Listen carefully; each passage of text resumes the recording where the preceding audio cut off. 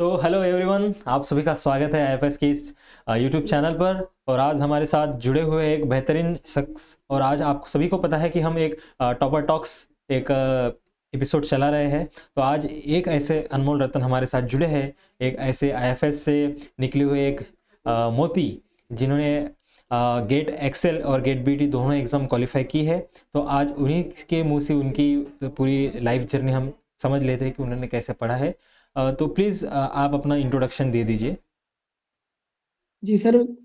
सबसे पहले तो वेरी गुड आफ्टरनून। मेरा गुड नाम आफ्टरनून। नीरज गुप्ता है।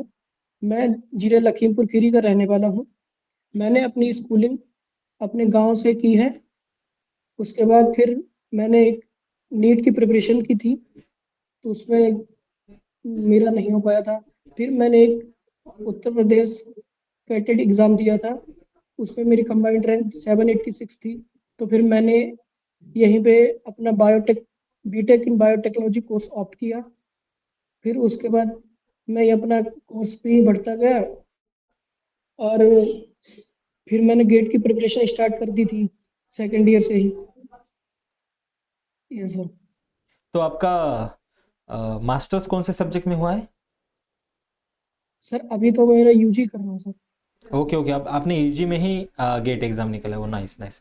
तो जी सर। मुझे आप बताइए, आपको इस एग्ज़ाम के बारे में कैसे पता चला, या फिर आपने खुद ही स्टडी कर ली है इस एग्ज़ाम के बाद? Sir yes sir. सर मुझे यूजी के बाद पीजी करनी थी, तो मैंने अदर अदर एग्ज़ाम के बारे में देखा कि कैसे क्या होगा आगे। फिर मुझे गेट के बारे में पता चला, तो फिर मैं उस पर रिसर्च किया। फिर उसके कोर्स के बारे में जाना कि कौन कौन सी कोचिंग्स वगैरह पढ़ाती हैं। तो फिर एक मुझे पता लगा था आईएफएस करके एक कोचिंग है, तो उसका फिर मैंने कोर्स लिया था। इस ईयर मैंने लिया था, 6 मंथ का क्रैश कोर्स लिया था। फिर उससे मैंने अलग अलग सब्जेक्ट्स के बारे में डीप नॉलेज ली, जैसे बायो प्रोसेस हो गया, मैथमेटिक्स हो गई, बायोकेमिस्ट्री हो गया, और अदर सब्जेक्ट उनके बारे में भी पढ़ा। नाइस, बहुत बहुत अच्छा आपने स्ट्रेटेजी की है। तो मुझे आप बताइए, आपने अपनी निगेटिव मार्किंग कैसे कम की, क्योंकि सेक्शन सिलेक्टेड होते हैं और क्वेश्चन भी सिलेक्टेड होते हैं, यस आपको बहुत प्रिसाइजली सिलेक्ट करना पड़ता है। तो आपने कौन से सेक्शन चूज़ किए और अपनी निगेटिव मार्किंग कैसे कम की? सर, बीटी मैंने जैसे पहला सेक्शन होता है जनरल एप्टीट्यूड का, तो उसमें मैंने बहुत प्रिसाइज क्वेश्चन किए थे, क्योंकि उसमें निगेटिव के चांस ज़्यादा रहते हैं। या सही बात। फिर सेक्स फिर सेक्शन बी में मैंने जो मुझे आते थे, मैंने मोस्टली उन्हीं क्वेश्चंस को चूज किया। अब मैंने मतलब तुक्का मारने की कोई वही नहीं करी, स्ट्रेटजी ही नहीं बनाई थी कि मुझे एक भी निगेटिव मार्किंग नहीं करनी। लेकिन फिर भी कुछ ऐसे क्वेश्चंस हो जाते हैं जिनमें डाउट होता है, उनमें निगेटिव हो जाती है। ओके। और एमएसक्यू नेट में उनमें निगेटिव मार्किंग होती नहीं, तो वो मैंने कर दिए थे सारे क्वेश्चंस। फिर आपने जो केमिस्ट्री वाला पार्ट है, उसको कैसे प्रिपेयर किया? क्योंकि आप तो टोटली, हाँ, आप तो अभी यूजी में हो, तो आपके लिए केमिस्ट्री थोड़ा आसान गया होगा, है ना? आपका यस सर। सब्जेक्ट लिंक में है। ओके। जी सर। तो आपको उतना प्रॉब्लम नहीं है केमिस्ट्री में? जी सर, थोड़ा बहुत प्रॉब्लम तो रहता है, क्योंकि अभी तो हम बायो केमिस्ट्री मोस्टली पढ़ते हैं, और केमिस्ट्री में मुझे अदर अदर सब्जेक्ट्स और भी उस पर टॉपिक्स पढ़ने रहते हैं। तो उसमें मुझे केमिस्ट्री में थोड़ी हुई थी, बट मैंने कोचिंग से उसमें कुछ ना कुछ मिल ही जाता था आईएफएस में, तो मैंने उसी से प्रिपेयर कर लिया था सर।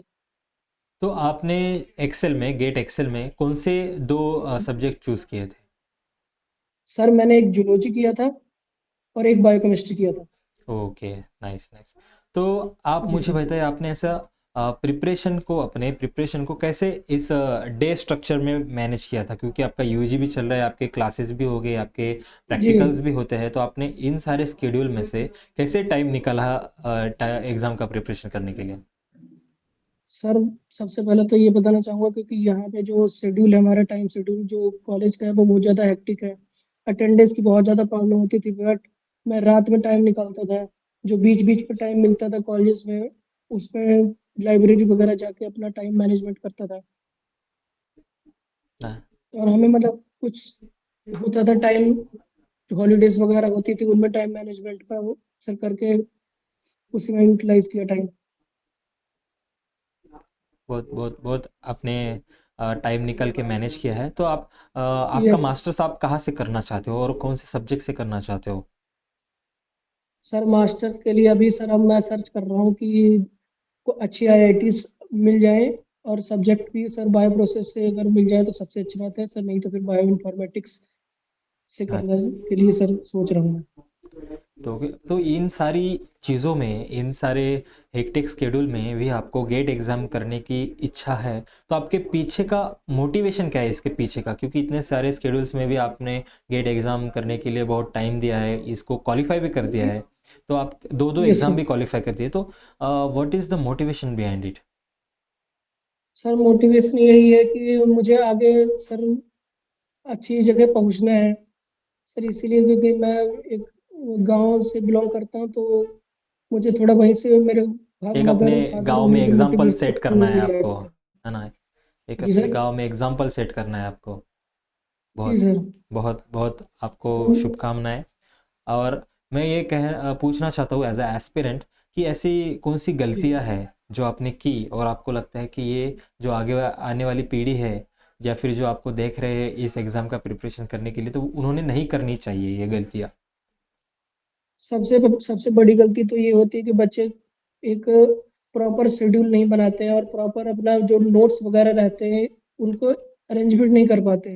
तो सबसे पहले मैं ये बताना चाहूँगा कि कोई एक अच्छी कोचिंग ले लो, जैसे IFS की मैंने ली थी, तो मुझे बहुत ज़्यादा सहायता हो गई, उससे हेल्प हो गई कि मेरा दोनों एग्जाम क्वालिफाई हो गए एक साथ ही।